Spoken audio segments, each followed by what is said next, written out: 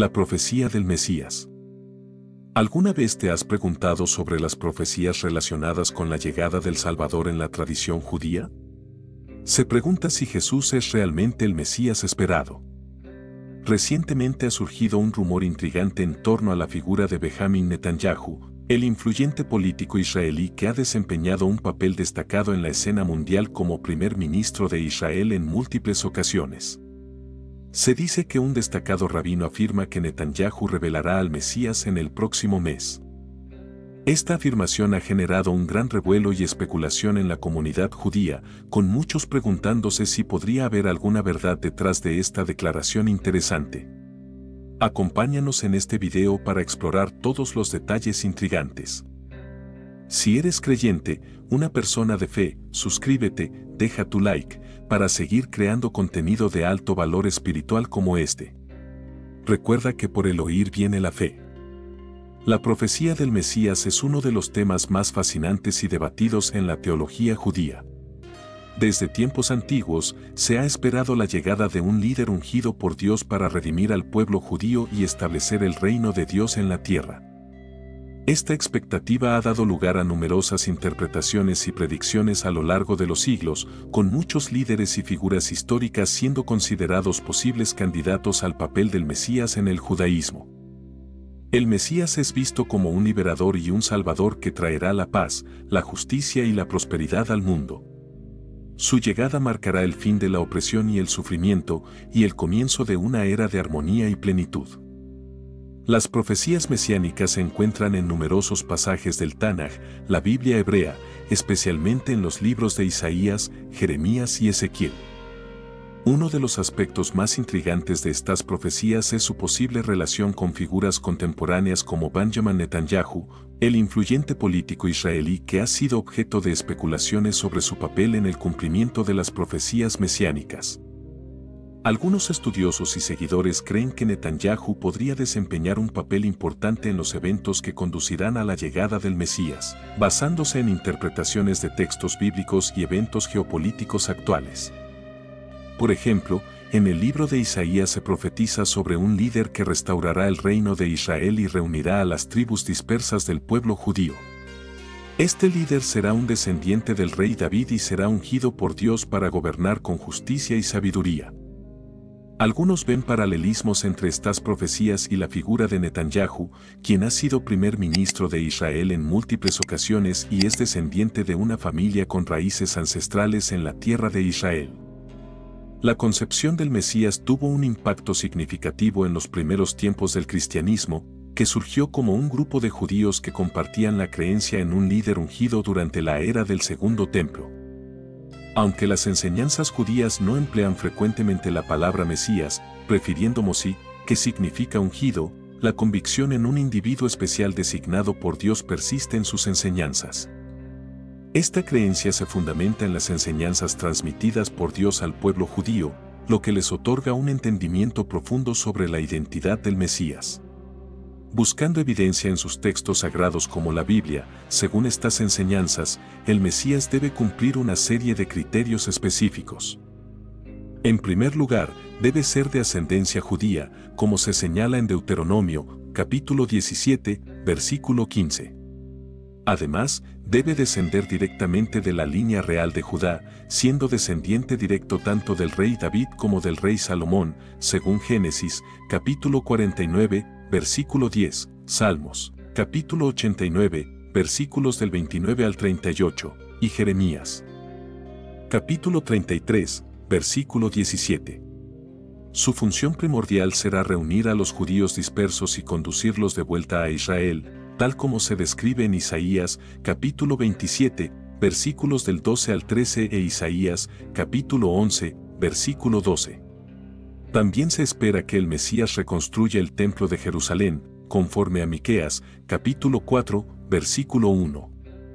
Además, se le atribuye la tarea de traer paz al mundo, como se indica en Isaías, capítulo 2, versículo 4, Isaías, capítulo 11, versículo 6, y Miqueas, capítulo 4, versículos 3. Por último, se espera que el Mesías unifique a la humanidad en la creencia y adoración de un único Dios, como se menciona en pasajes como Isaías, capítulo 11, versículo 9, Isaías, capítulo 40, versículo 5, Sofonías, capítulo 3, versículo 9. Todos estos estándares del Mesías están esquematizados de manera organizada en el texto de Ezequiel en la Biblia, específicamente en los versículos del capítulo 37, versículos del 24 al 28, donde se menciona como el Mesías, a menudo identificado como mi siervo David, gobernará sobre el pueblo judío. Ellos obedecerán las leyes divinas y experimentarán una paz duradera, simbolizada por la presencia continua del santuario que permanecerá con ellos eternamente, mientras el mundo entero reconoce la presencia de Dios entre el pueblo judío. ¿Cómo ha sido evaluado Jesús por el judaísmo? De acuerdo con la perspectiva judía, Jesús de Nazaret no fue el Mesías ni el Hijo de Dios. Desde el punto de vista judío, la percepción cristiana de Jesús no concuerda con la idea de la unidad divina. Para ellos, venerar a Jesús equivale a adorar ídolos, una práctica estrictamente prohibida en el judaísmo. Adorar a Jesús como una deidad está estrictamente prohibido. La tradición judía rechaza a Jesús como el Mesías, basándose en su concepción del porvenir. Consideran que el verdadero Mesías cumplirá profecías aún por realizarse, como la reconstrucción del templo, el establecimiento de un periodo de paz conocido como la era mesiánica, y la repatriación de todos los judíos a su ancestral. Históricamente, algunos eruditos y escritores judíos no hablaban favorablemente de Jesús. Lo consideraban un falso profeta, y sus opiniones sobre él tendían a ser negativas. Sin embargo, durante la Edad Media, figuras prominentes como Judá Alevi y Mayones contemplaron a Jesús como un precursor de un futuro en el que la humanidad creería en un único Dios y actuaría éticamente. Algunos pensadores judíos modernos, desde el siglo XVII con Jacob Amden y Moses Mendelssohn, especularon que Jesús podría haber sido más afín a la tradición judía de lo que sugieren los evangelios o las narrativas judías. ¿Por qué Jesús no pudo ser el Mesías judío? Una revisión minuciosa de los criterios revela que, aunque Jesús era judío, no cumplía con las demás condiciones.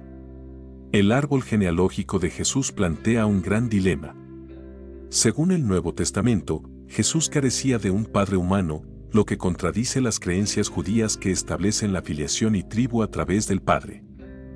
Por lo tanto, Jesús no podría pertenecer a la tribu de Judá ni ser descendiente de David y Salomón. Otra dificultad surge al intentar rastrear la genealogía de Jesús a través de José, esposo de María. Las discrepancias en la genealogía de Jesús son evidentes. El Nuevo Testamento afirma que José provenía del rey Jonia, maldito en la Biblia judía para nunca tener un descendiente gobernando en el trono de David. Incluso si Jesús obtuviera su línea familiar de José, sería aún menos probable que fuera el Mesías. Además, existen discrepancias en la genealogía de Jesús según Mateo 1 y Lucas 3. Algunos cristianos sugieren que la lista de Lucas se refiere a la madre de Jesús, María. Pero esto contradice las creencias judías que atribuyen la descendencia a través del Padre. Lucas, capítulo 3, versículo 30, indica que María pertenece a una rama diferente de la familia de David, no a la que la Biblia judía identifica como el linaje mesiánico. En cuanto a las otras profecías, como traer la paz o unificar la creencia en un solo Dios, no se han cumplido, ni en la época de Jesús ni después. Aunque algunos cristianos podrían argumentar que estas profecías se realizarán en la segunda venida de Jesús, esta idea carece de respaldo bíblico. Entonces, según las convicciones judías, Jesús no satisface los requisitos para ser el Mesías. ¿Rechazó Jesús el judaísmo? Algunas partes de los evangelios pueden parecer contradecir las enseñanzas judías. Marcos relata que Jesús consideró puros algunos alimentos prohibidos. Aunque su significado exacto no está claro, a pesar de esto, Jesús y sus primeros seguidores aún seguían las normas del judaísmo. El Nuevo Testamento afirma que Jesús es equiparable a Dios, lo cual no concuerda con la creencia judía en un único Dios. En esa época, algunas personas judías especulaban sobre la posibilidad de que Dios pudiera manifestarse como humano, y algunos consideraban a Jesús como un ángel. Existen textos judíos que hacen referencia a Jesús.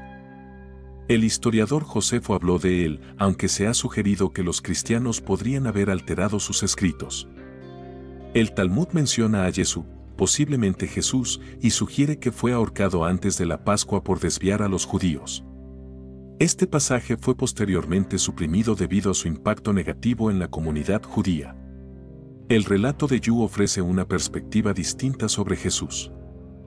Aunque no es ampliamente difundido dentro del judaísmo, Mayones, un destacado estudioso judío, argumentó que Jesús no cumplía con las características del Mesías y, además, causó perjuicio a los judíos. Según él, Jesús fue responsable de la muerte y el exilio de muchos judíos, alteró la Torá y promovió la adoración a una deidad falsa. ¿Cuál es la opinión del rabino? El rabino Berer postula que hay un acontecimiento celestial especial que coincide con una antigua profecía en Números capítulo 24, versículo 17, que hace referencia a una estrella surgida de Jacob y un cetro levantado desde Israel, interpretado como un presagio de la llegada del Mesías. Observando las enseñanzas del rabino Moisés ben Mayón, un destacado erudito del siglo XII, el rabino Burger afirma que este verso confirma la venida del Mesías, asociando la estrella mencionada en la profecía con la tribu de Judá y la familia de Jacob. El rabino Berer también hace mención del Zohar, una obra significativa en la mística judía que describe cómo se manifestarán las estrellas en la época del advenimiento del Mesías. El Zohar la aparición de múltiples estrellas y detalla sus colores y características. Esta profecía del rabino Berer ha generado entusiasmo entre judíos y cristianos, especialmente aquellos que consideran a Jesús como el retorno del Mesías. Sugieren que esta predicción podría referirse a la segunda venida de Jesús. Sin embargo, algunos expresan dudas, señalando que en el pasado ha habido. Te quiero recordar que, si eres creyente, una persona de fe, suscríbete, deja tu like, para seguir creando contenido de alto valor espiritual como este. Recuerda que por el oír viene la fe. Muchas predicciones mesiánicas no se han cumplido. Un aficionado a la astronomía resalta la importancia de la astronomía y la astrología en la mística judía, considerando los fenómenos celestiales como señales divinas. Los astrónomos también se han emocionado con esta predicción, especialmente con la posibilidad de presenciar una explosión de nova roja que podría ser una oportunidad única para observar el nacimiento de una estrella. En el libro de Apocalipsis se emplean 25 términos distintos para describir al anticristo, una figura de maldad extrema. Estos títulos, como el hombre del pecado y el sin ley, buscan ofrecer una visión de su carácter. Se le representa como más malévolo que los peores villanos de la historia, como Hitler, Stalin o M.S. Tong. Se dice que su dominio sobre el mundo será tan absoluto que nadie podrá subsistir sin someterse a su autoridad. El origen y la táctica del anticristo plantean una interrogante: ¿cuál es su esencia? ¿Y qué revela el Apocalipsis bíblico sobre él? Según la profecía, surge de la coalición europea, obteniendo inicialmente el dominio sobre 3 naciones y luego expandiendo su influencia a toda la coalición y finalmente al mundo entero. La estrategia del anticristo para la dominación global implica un concepto singular: la marca de la bestia. Esta marca actúa como una especie de autorización que controla la economía mundial. Para realizar transacciones comerciales o acceder a alimentos, las personas deben rendirle culto al anticristo. También conocido como la bestia del mar, la famosa marca de la bestia asegura su control sobre todo el planeta. Además, su manipulación de un tratado de paz con Israel añade un matiz aún más ominoso a su gobierno. Inicialmente promete proteger a Israel de sus enemigos árabes, llevándolos a desarmarse y reconstruir su economía en un periodo de paz. Sin embargo, al cabo de 3 años y medio, rompe este pacto de manera sorprendente, profanando el templo al entrar en el Santo de los Santos, retirar los objetos sagrados y colocar una estatua exigiendo que el mundo lo adore en lugar de a Dios. Este suceso, denominado como la abominación de la desolación, marca un punto crucial en su reinado. La persecución bajo el anticristo no se limita a formas abiertas. Su dominio económico mundial implica que quienes se opongan a adorarlo no podrán comerciar, llevando a la hambruna y el sufrimiento. Esta triste situación ilustra la crueldad de este oscuro periodo en la historia humana.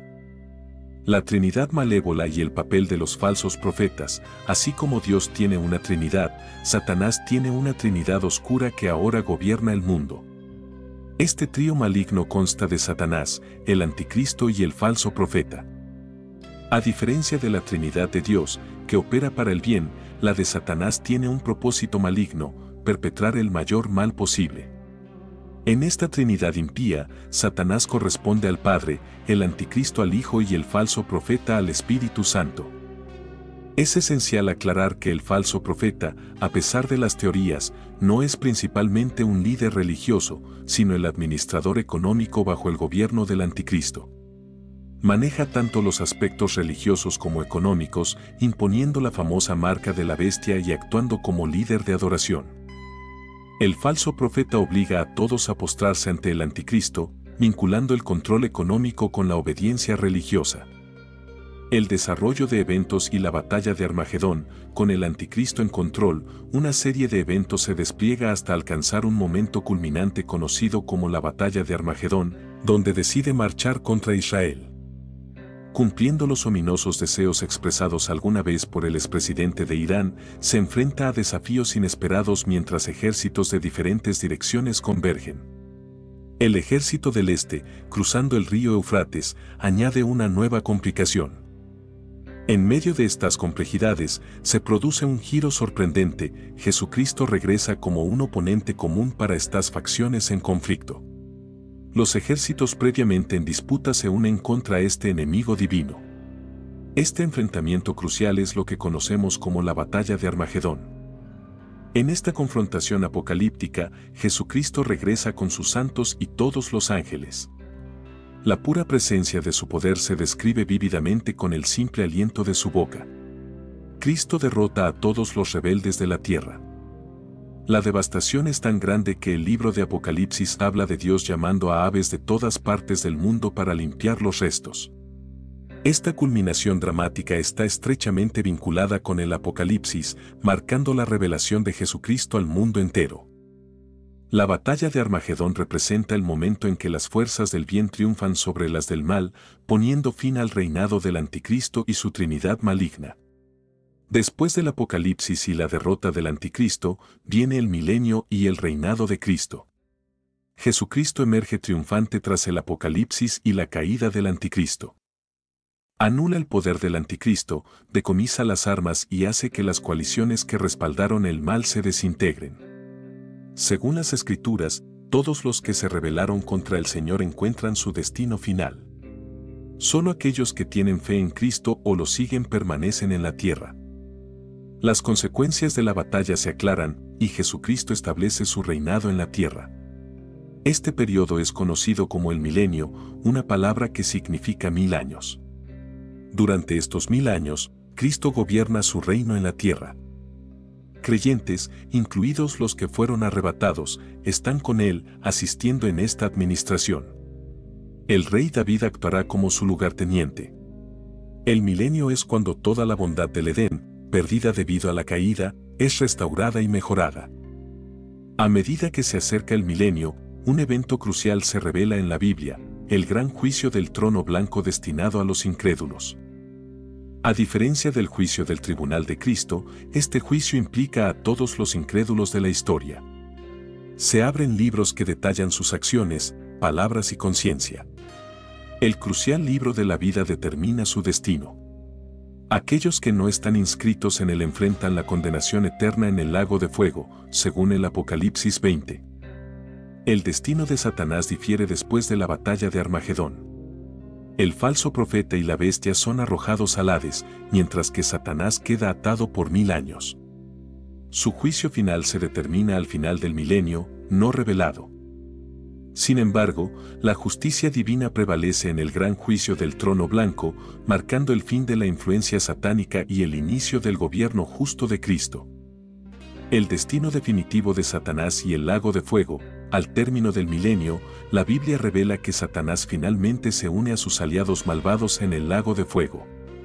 Aunque ha estado atado por 1000 años, ahora llega su momento de compartir ese destino aterrador.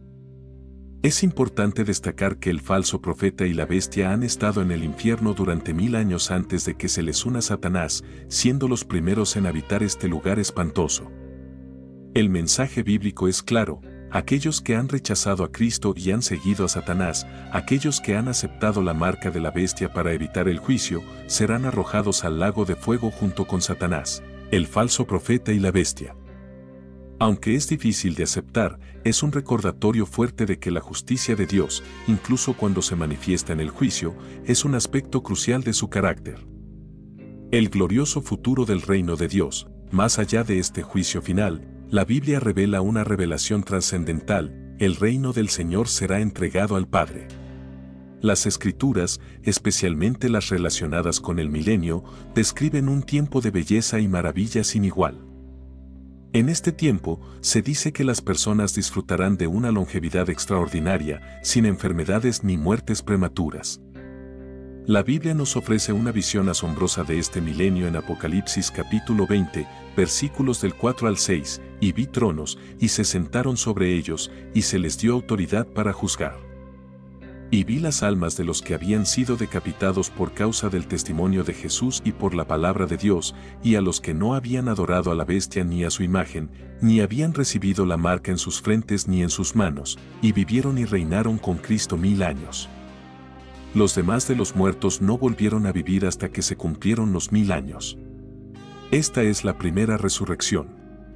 Bienaventurado y santo es aquel que tiene parte en la primera resurrección. La segunda muerte tiene poder sobre ellos, sino que serán sacerdotes de Dios y de Cristo, y reinarán con él 1000 años. Este pasaje nos ofrece una visión de esperanza y victoria para aquellos que han permanecido fieles a Dios. Incluso en medio de la tribulación y la persecución, nos recuerda que el amor y la misericordia de Dios siempre están presentes.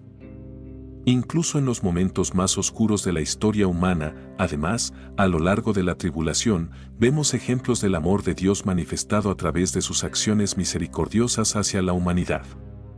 Él envía a 144,000 personas y a 2 testigos destacados para proclamar su verdad y su amor en medio del caos y la desesperación. Estos actos son un recordatorio del deseo de Dios de que todos los seres humanos lleguen a conocerlo y aceptarlo como su Salvador.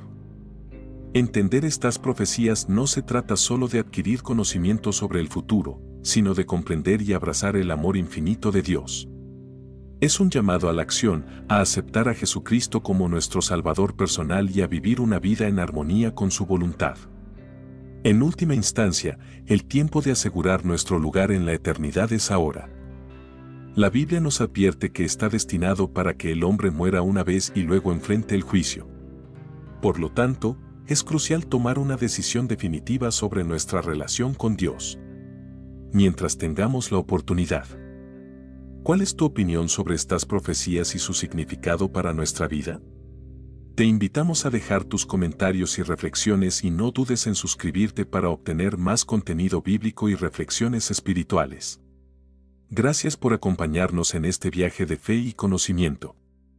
Muchas gracias por ver el video hasta el final. Si eres creyente, una persona de fe, comparte este video con alguien más. Recuerda que, por el oír viene la fe. Gracias por suscribirte, deja tu like. Ahora puedes dejar tu comentario.